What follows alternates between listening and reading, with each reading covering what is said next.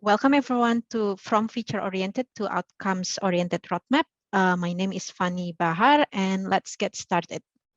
So the story starts as I am a product manager and I'm a consultant. So I've been working with a lot of different clients, and from working with a lot of different clients, I learned like a big struggle in terms of roadmap. And then I would probably show you the story that I kind of see a commonality between client and another client, and might this is also relate to your current development processes. So most of my clients, they have this yearly meeting where in this yearly meeting, they are creating a roadmap between the stakeholder and the product manager.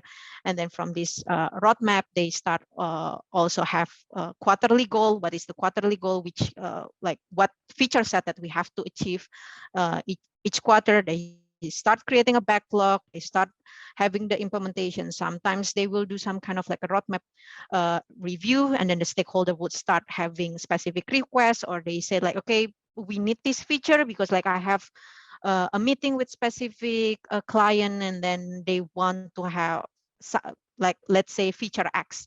And then as product manager, we start having this negotiation with the client, like, okay, should we do it? Like if we want to do it, then it will impact this. And then finally we will define what is the compromises that we can make. And then sometimes in the middle of the implementation, you will have a production bug. And then after that, you need to focus on fixing the bug, and then you will not you as a product manager, you would be worried how to actually achieve your target, like your quarterly target. And then you might actually miss your release plan, and then you have a lot of discussion with your stakeholder. Okay, if we miss this release, this is what look like, and what is the impact for the next quarter and the next quarter. And then the moment that you releasing, you also start wondering, okay, how we can release it in a good way. So make sure that we can roll it out to customers safely. And then until finally, when you release your features, you start wondering, is either the client complain or probably the client doesn't use the feature that you just released. So this is the common scenario that I have seen with my multiple different clients. And then I could see that this is a problem. And what is actually the problem? Why they have this like yearly roadmap, things that like seems like a perfect plan doesn't really work well in reality. So first of all is because most of this feature roadmap, they are really focused on the output, not so much the outcomes. So what is actually the difference between outcomes and the output? So outcomes here is meaning that you really thinking the impact that you want to achieve from your product or from the new feature that you just released. The impact can be like a business impact. The impact also can be the user, increase your user values. Instead, the output is just like a number, like how many feature that you release.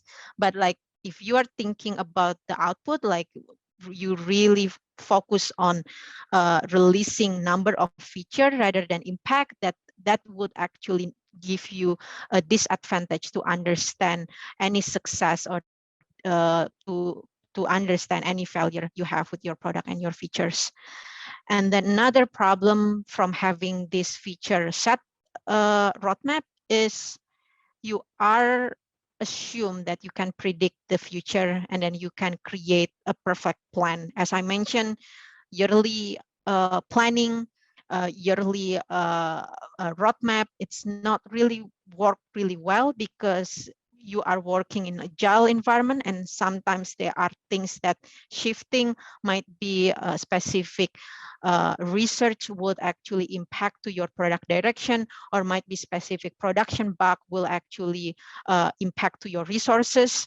And then the other thing is also having this yearly roadmap. It's not really well. It's hard to motivate the team because you make a commitment on behalf of your team, and then basically you commit even though it might be you are like as a product manager, you are not the one who delivered the features. And also we kind of give the stakeholder or the executive the idea that they are the expert on what customers desired. And then unfortunately, we need to basically do our research and validate if our assumption is necessary to it's validated or it's not validated. So that's actually the biggest problem for having a feature set roadmap. So before we start about the outcome-based roadmap, so my name is Fanny Bahar. I am a senior product manager at VMware Tanzulab. So my responsibility is I've worked with a lot of different clients and helping them to build their digital product. It can be a new product or it can be also legacy product. So I'm helping them in their application modernization journey. I am a food and sport enthusiast. I don't have Twitter, but you guys can find me on LinkedIn. All right, so let's get started. So how we shift our mind from feature-oriented to outcomes-oriented roadmap. So it's a very excessive workshop. But I think I want to summarize that there is a 6-step that can help you in order to achieve your outcomes-oriented roadmap. So the 6 steps is actually start with your product vision. The second thing is from this, you define your strategy to achieve your vision. And then also the third thing is start then identifying the outcomes based on the strategy that you decide, and then prioritize it. The fourth thing is you also realize the success metric for each outcomes. And then the fifth, you start brainstorm what is the validation or research that you need to do or the potential feature that you need to implement. And then the last thing is you keep track the progress of your outcome-based roadmap. So for this presentation, I would use an example from imaginary client. Unfortunately, I cannot use the real client example, but the whole presentation, you would see a lot of diagram, which is like, as I mentioned, this is aligned with the step that I shared in the previous slide. So we have the vision, we have the strategy, we have the outcomes, and then we have the metrics, and then we have the brainstorming for the feature, and then the experiments we need. And then the last thing is about keep track of your progress. So yeah, let's get started. So every time I went to the client and then I asked them, what is your product vision? Sometimes they always give me the answer that the product vision is basically a specific feature or how the products would look like in the future, which is a good start. But what I'm looking here is product vision is always about communicating the reason why your product is exists, and then what kind of problem that you are trying to address by having this product. So vision basically really give you a big picture for your team, so your team understand. So we are talking about things that we want to achieve. So we are starting the discussion in the problem level rather than always in the feature level.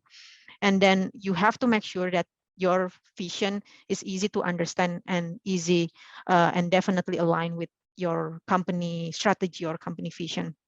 And for having this product vision, it's something that you can do with your team. So you can have like a vision workshop where you're trying to understand basically who is your customer, why your customer need your product, and then how your product actually can solve your customer's problem. So for this example, I also run a vision workshop with my client until finally we come up with our vision, which is for my client for this example is music instrument e-commerce, and then they have a vision to be customers go-to platform for all kind music instrument that make them more motivated and happy. So here This vision is really described the who. So the who is their customer who purchased the music instrument, and then what desire need to be addressed. Seems like this they want to provide different kind of instrument because they believe this is what motivate their customer and make their customer happy. So you are settled with your vision, and usually vision should be something that's set for the next 10 years. So if a company, or if you always change your vision every month or every year, so it's a flag that might be you don't really know why your product is exists. The second thing is define the strategy to achieve your vision. So it's really talking about the how you want to drive a specific initiative. So then your vision, you are one step closer to your vision. And by discussing about the strategy, it's also make you align with your team for things that you want to build and things that you don't want to build, and then why. And then at the end, strategy is it's really scope or cover a lot of question that you might actually discuss with your team. Like for example, again, who your key customer and user, like at this point, who is your highest priority. Might be you have a lot of different customers, and then you actually can prioritize it. And then what kind of problem that you really want to solve for this specific customer, and might be a discussion about like how you can differentiate yourself with the other product that is already in the market. And then might be is also strategy can be also discussing about which market that you want to focus on now, or even how you would come up with the pricing strategy for your product, and how you definitely measure the success of your product.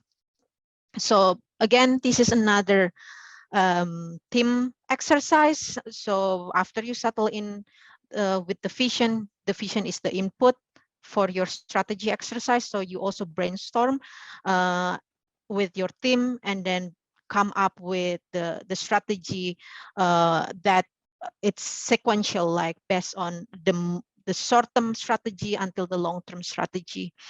And then optimize, like for example, for this music instrument e-commerce, at that time they were really focused on their inventory management. So the first strategy for them is actually optimize their inventory management. So make sure that the customer happy, because like the customer can get the instrument as soon as possible, or probably customer can find the instrument that they want to have. And then the second strategy that they want to achieve is also provide diverse selection of music instrument. At that time, they thought that might be they just really focus on a string instrument like guitar, but they want to explore a different type, like might be a digital music instrument. So this is also another strategy. So this is a good strategy because it's also put the team focus in terms of the customer that you want to focus on, the market you want to focus on, and what problem that you want to focus on at that time. And then also show you how you can actually measure the success of your product. If you're not achieving this strategy, then what the implication. And I think for strategy, usually it's good to have a strategy in the yearly basis. So basically, I think I know some of the company that they might set a strategy for 1 year. They might actually have a strategy for 5 years. I think at the end of the day, it's really a discussion with your team. But the point is, make sure that you have a strategy, and then you're trying to achieve it. You're trying to validate it if your strategy is good or not. If it's not good, then it's might good to shift the next strategy that you have. The third thing is identify the outcomes based on the strategy that you already defined. So again, outcomes is really the result that you want to see after, let's say, you run a research or you release your features. Because again, outcomes is really give the reason why specific features or specific product will bring user value or business value. So again, for outcomes, we're trying to also might be for one strategy, might be you need to have a lot of different outcomes, which is okay. It's a matter of prioritization, which outcomes that you think it's pressing, and then you need to deliver it as soon as possible. And again, this is also a team exercise. You trying to brainstorm with your team what is the outcomes needed for achieving your strategy. So for this music instrument e-commerce, they believe of the outcomes or the impact they want to see. Basically, customer satisfaction is increasing because they have better fulfillment rate. So in that discussion, they believe that having a good fulfillment rate, meaning that every time they have a product, they always have on stock, it will increase customer interest toward the platform, and then they will purchase it from the platform. And then definitely, if the company can deliver the product to the customer as soon as possible, it will also increase the customer satisfaction.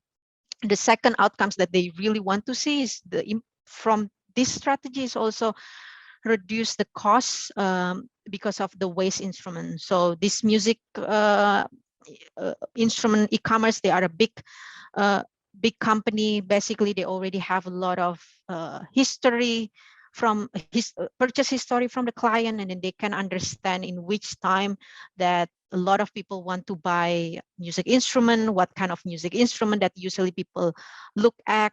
And then from here, they can have like a better planning for their procurement. So at that time, this is the outcomes that they really want to see. So again, outcomes usually really answering what actually the impact you want to see by implementing or releasing specific feature or specific product.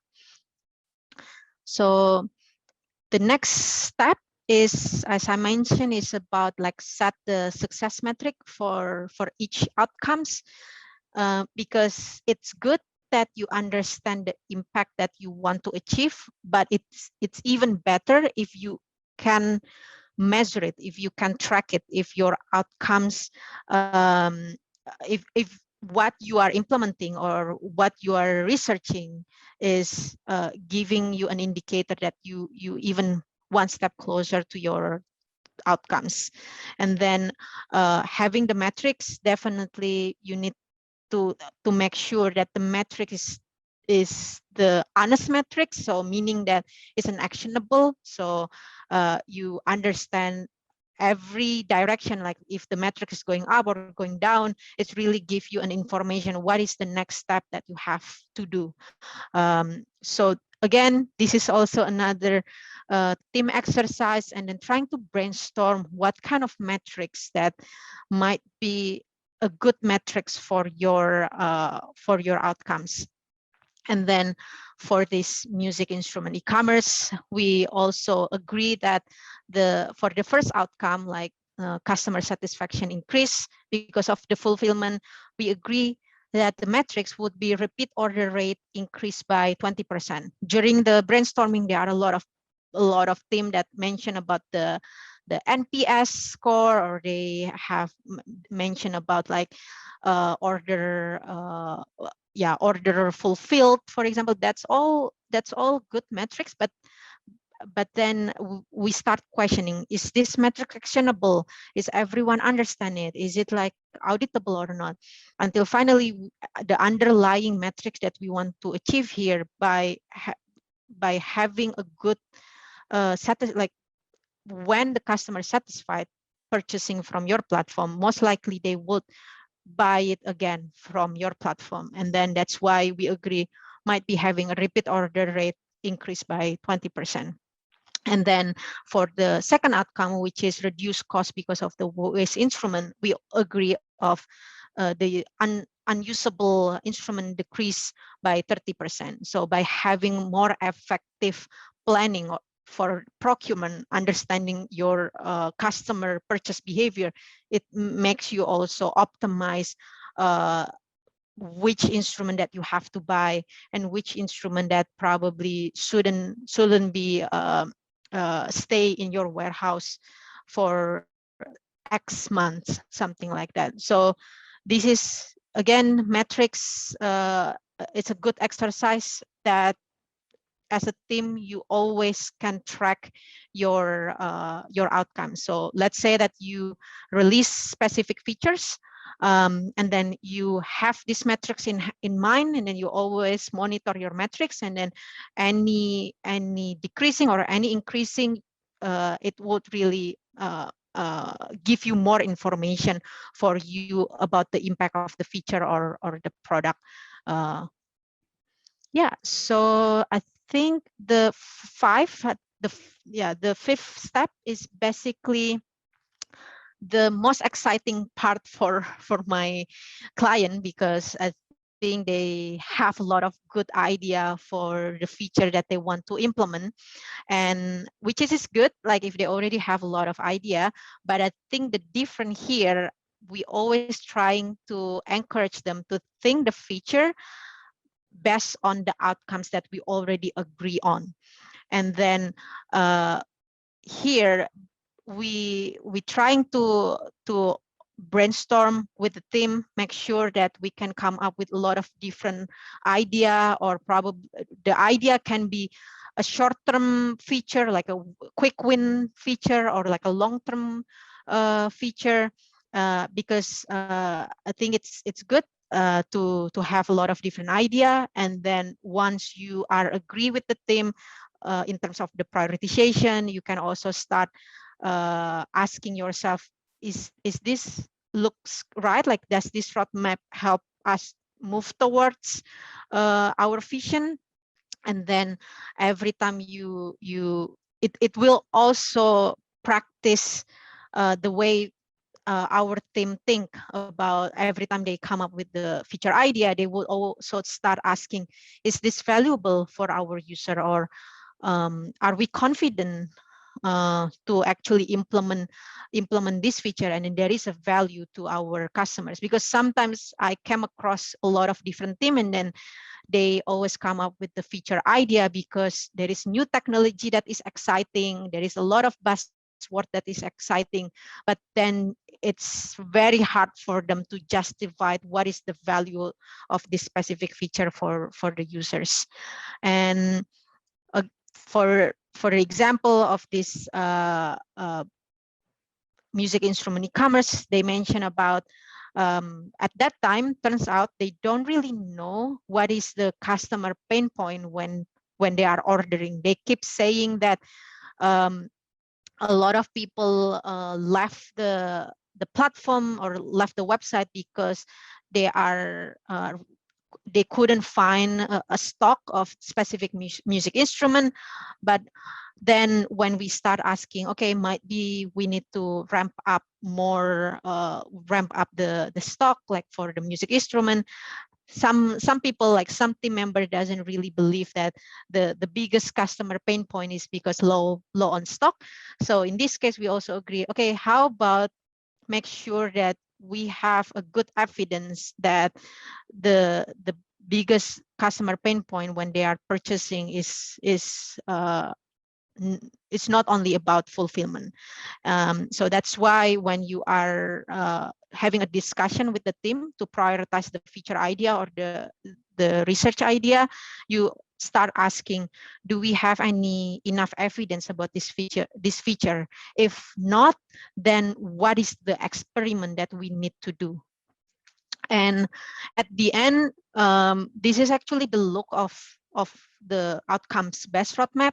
You always have the outcomes, and then you always have what is the feature idea or the research idea that you want to perform together with the team, and then what is the metrics that you want to track in order to understand this, in order to understand if this outcomes is achieved or not.